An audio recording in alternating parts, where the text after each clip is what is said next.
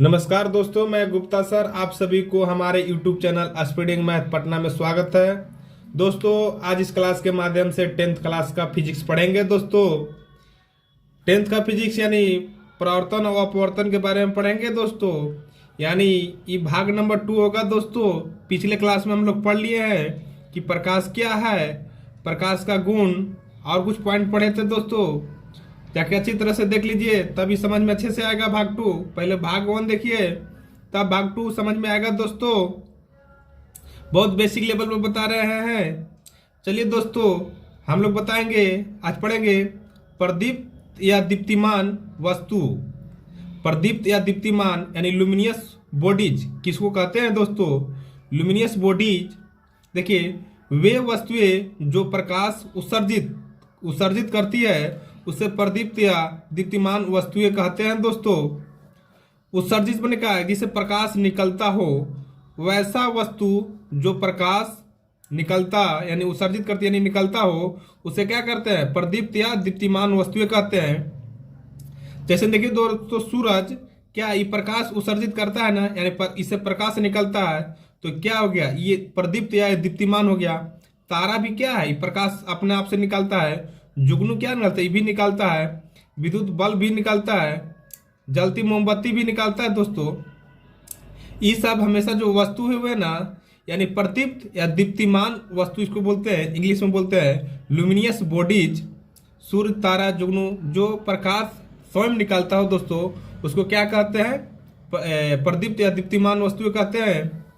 अब देखिए दोस्तों अप्रदीप्त वस्तुएं किसे कहते हैं, अप्रदीप्त यानी इंग्लिश बोलते हैं नॉन लुमिनियस ऑब्जेक्ट। बस उसका उल्टा होगा दोस्तों कि अप्रदीप्त वस्तु उसे कहते हैं कि जो प्रकाश उत्सर्जित नहीं करता हो, यानी जिससे प्रकाश नहीं निकलता हो। देखिए वे वस्तुएं या वैसी वस्तुएं जो बोल सकते हैं, वे वस्तुएं या वैसी वस्तुएं जो प्रकाश उत्सर्जित नहीं करता हो। क्या दोस्तों, उत्सर्जित नहीं करता हो यानी प्रकाश नहीं निकलता हो उसे क्या कहते हैं, अप्रदीप्त वस्तुएं कहलाती है। दोस्तों जिस तरह देखिए दोस्तों चंद्रमा, कुर्सी, पुस्तक, टेबल, पेन, जो मान लीजिए मोबाइल जो हो जाए तो इस हमेशा है अप्रदीप्त वस्तु। दोस्तों आप बोलिएगा कि चंद्रमा तो सर इस तो प्रकाश देता है, तो बिल्कुल नहीं देता है जी।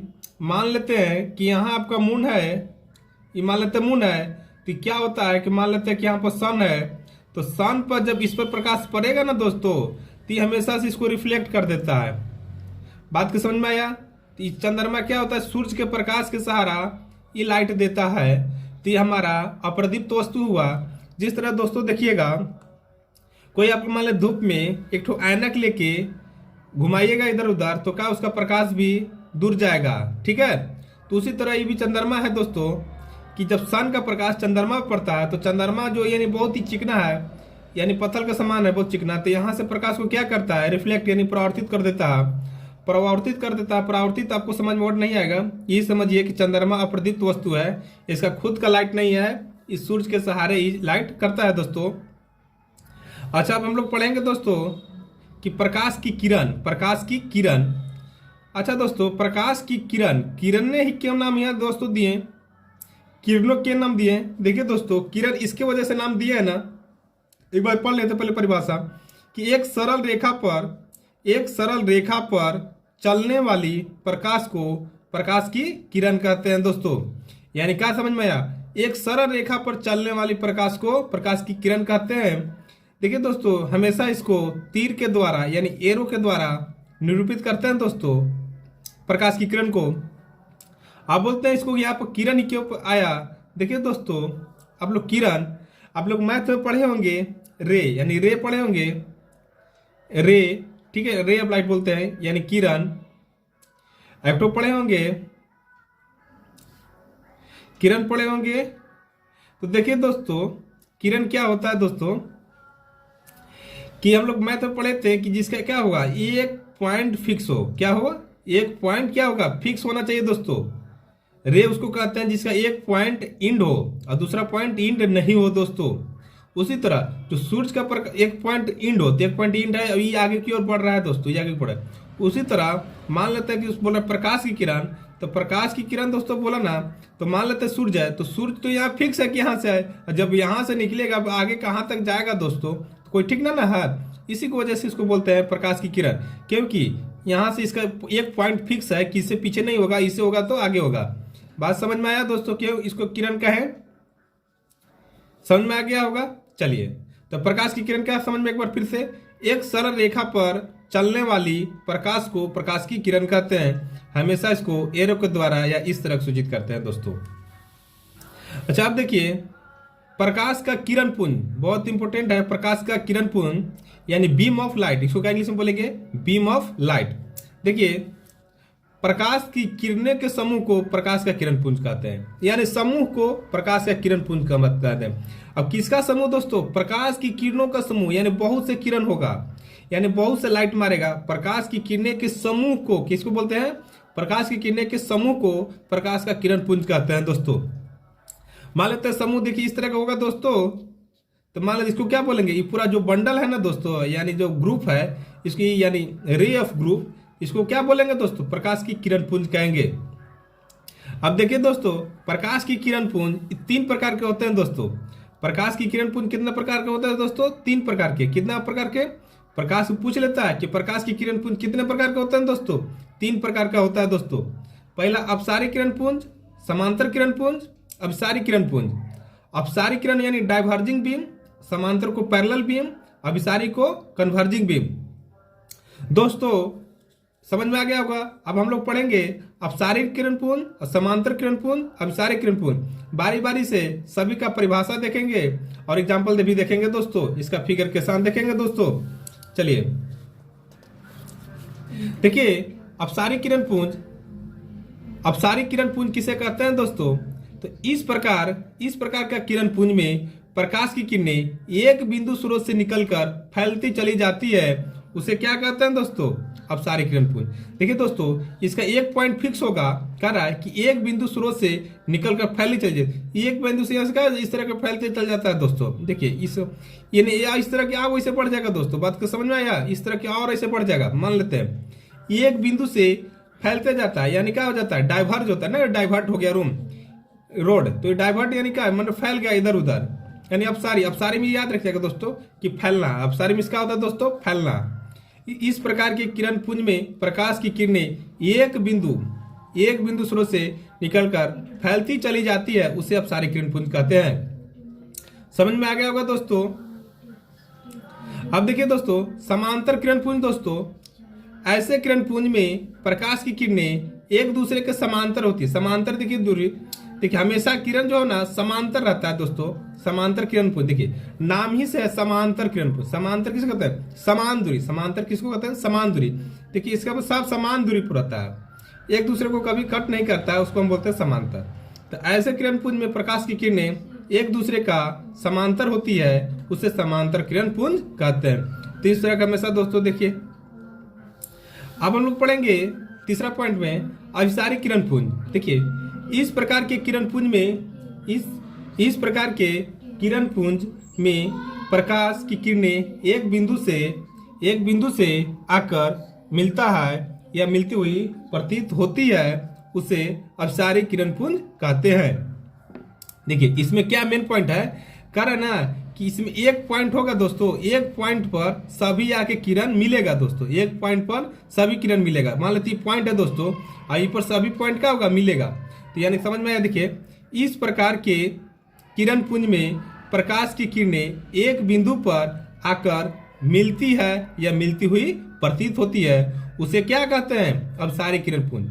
अब देखिए मेन नोट पॉइंट इसमें क्या है दोस्तों ना, देखिए ऐसे किरण पुंज में किरणों के बीच की दूरी घटती जाती है दोस्तों। देखिए नहीं घट रहा है, मान लेते हैं कि यहाँ से यहाँ मान लेते हैं 5 मीटर, देखिए तो यहाँ पर जाकर सट गया ना। देखिए यहाँ पूरा फैला था, यहाँ पर क्या होगा, सट गया। यहाँ पूरा फैला था, यहाँ पर आकर सट गया। तो क्या समझ में आया कि किरणों के बीच की दूरी क्या हो रहा है, घट रहा है। तो बात को समझ में आ गया। अभिसारी किरण पुंज, समांतर किरण पुंज, अपसारी किरण पुंज, समझ में आ गया दोस्तों। अब हम लोग अगला पॉइंट पढ़ेंगे। देखिए प्रकाश के गमन के आधार पर पदार्थ कितने प्रकार के होते हैं। प्रकाश की गमन यानी प्रकाश जो चलता है ना उसके आधार पर पदार्थ कितने प्रकार के होते हैं दोस्तों। बहुत इंपॉर्टेंट है, बोलेगा कि प्रकाश की गमन के आधार पर पदार्थ कितने प्रकार के होते हैं। तो पदार्थ 3 प्रकार के होते हैं दोस्तों। क्या होता है?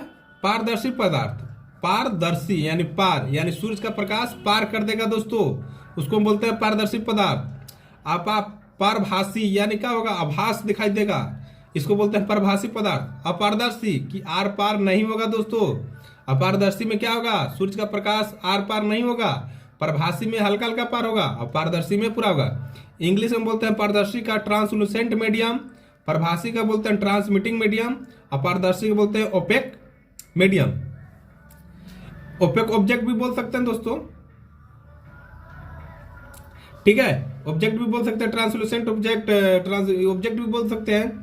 देखिए, पारदर्शी पदार्थ वैसे पदार्थ जिनसे होकर प्रकाश आसानी से पार कर जाता है उसे क्या कहते हैं? पारदर्शी पदार्थ। जैसे में कांच, कांच में क्या होगा? सूरज का प्रकाश आसानी से पार कर देगा, पानी में भी पार कर देगा दोस्तों, हवा में भी कर देगा। तो और देखिए, पारदर्शी किसे कहते हैं? वैसा पदार्थ जिनसे होकर प्रकाश आसानी से पार कर जाता है उसे हम पारदर्शी पदार्थ कहते हैं, जैसे कांच, पानी, हवा। प्रभासी में देखिए दोस्तों, आभास होगा खाली, वैसे पदार्थ जो उन पर पड़ने वाली प्रकाश के एक छोटे से भाग ही अपने से होकर गुजरने जाने देती है उसे क्या कहते हैं? परभासी पदार्थ। पारभासी पदार्थ उसे कहते हैं कि जो हमारा सूरज का प्रकाश थोड़ा थोड़ा पार करे उसको हम क्या कहते हैं? परभासी पदार्थ। जैसे हम देखिए दोस्तों, तेल लगा हुआ कागज, तेल लगा हुआ कागज में पूरा का पूरी प्रकाश पार नहीं कर पाएगा, थोड़ा सा पार करेगा। घिसा हुआ कांच, घिसा हुआ कांच में थोड़ा सा ही पार करेगा।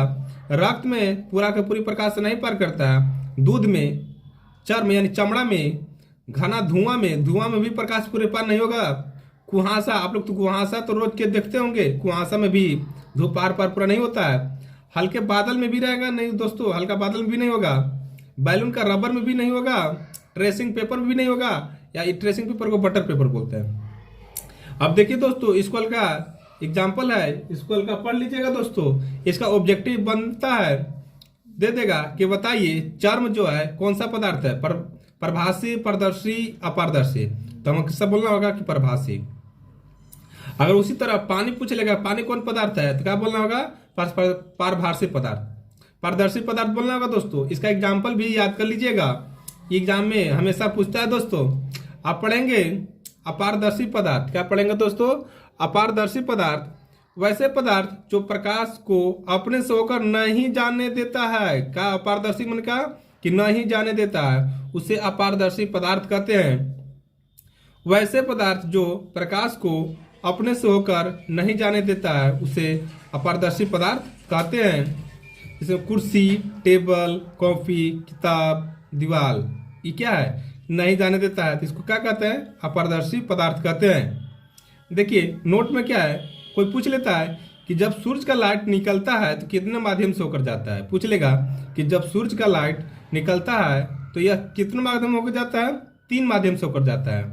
क्या बोलेगा? जब सूरज का लाइट निकलता है तो यह 3 माध्यमों से होकर जाता है। कौन कौन? अपारदर्शी पदार्थ, प्रभासी पदार्थ, अपारदर्शी पदार्थ। बात समझ में आ गया होगा दोस्तों। अब हम लोग आगे पढ़ेंगे।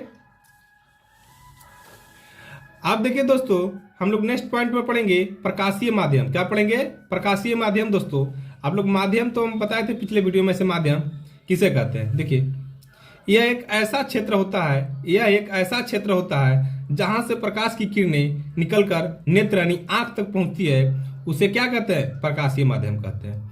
देखिए दोस्तों, हमारे तक जब प्रकाश पहुंच रहा है, हमारे जब पहुंच रहा है तो हमारा बीच में तो हवा है ना दोस्तों, तो हवा क्या हो गया? एक माध्यम हो गया। अगर दोस्तों आप पानी में स्नान कर रहे हैं, डुबकी लगा रहे हैं, तो देखिएगा रोशनी तो आएगा दोस्तों। तो जो पानी में रोशनी आया तो पानी आपका क्या होगा? एक माध्यम हुआ। किसके सहारा आया? पानी के माध्यम से आपके पास लाइट आया। तो समझ में आ गया होगा प्रकाशीय माध्यम। प्रकाशीय माध्यम या माध्यम कोई हो सकता है दोस्तों। माध्यम किसे कहते हैं तो यही वाला लिख दीजिएगा। प्रकाशीय माध्यम बोलेगा तो यही लिख दीजिएगा। यह एक ऐसा क्षेत्र होता है जहां प्रकाश की किरणें निकलकर नेत्र यानी आंख तक पहुंचती है, उसे क्या कहते हैं? प्रकाशीय माध्यम कहते हैं। जिसमें हवा, पानी, कांच, हीरा, अल्कोहल इत्यादि। देखिए पूछ लेता है दोस्तों, प्रकाशीय माध्यम कितना प्रकार के होते हैं? तो यह 2 प्रकार के होता है, यानी प्रकाशीय माध्यम को 2 भागों में बांटा गया है दोस्तों। देखिए कौन कौन होता है। एक क्या होता है? समांगी माध्यम। क्या होता है दोस्तों? समांगी माध्यम। तो यह एक ऐसा माध्यम है यह एक ऐसा माध्यम है जिसके प्रत्येक भाग का गुण और बनावट एक समान होता है। क्या दोस्तों? एकदम सभी इक्वल, समांगी मतलब क्या कि समान बनाया हुआ रहता है, एकदम समान भाग में ना। तो देखिए बनावट जो एक समान होता है उसे क्या कहते हैं? समांगी माध्यम कहते हैं। जैसे में जल, जल देखिएगा तो एक समान रहेगा, कांच भी क्या रहेगा? एक समान। तो समझ में आ गया समांगी माध्यम। यह एक ऐसा माध्यम है जिसके प्रत्येक भाग का गुण और बनावट एक समान होता है, उसे क्या कहते हैं? समांगी माध्यम कहते हैं। उदाहरण जल, कांच, इस तरह का होता है दोस्तों। अब विसमांगी में हो गया क्या दोस्तों ना, अगर समांगी और दूसरा होता है विसमांगी, और दूसरा में एक समान हुआ ना तो एक समान नहीं होता है दोस्तों, इसी तरह का रहता है। देखिए विसमांगी माध्यम किसको कहते हैं? देखिए यह एक ऐसा माध्यम है जिसके प्रत्येक भाग का गुण और बनावट एक समान नहीं होता है, उसे विसमांगी माध्यम कहते हैं। क्या कहते हैं? विसमांगी माध्यम। यह एक ऐसा माध्यम है जिसके प्रत्येक भाग का गुण और बनावट एक समान नहीं होता है। क्या दोस्तों? गुण और बनावट जो है एक समान नहीं होता है, उसे क्या कहते हैं? विसमांगी माध्यम कहते हैं। जैसे में विभिन्न गर्म और ठंडी हवा का मिश्रण, ये क्या है? विसमांगी माध्यम का उदाहरण है। दोस्तों वीडियो अच्छा लगे तो चैनल को सब्सक्राइब और लाइक करिए। इसी तरह वीडियो पाने के लिए नेक्स्ट टॉपिक में पढ़ेंगे हम लोग। नेक्स्ट टॉपिक में पढ़ेंगे छाया। छाया किसको कहते हैं?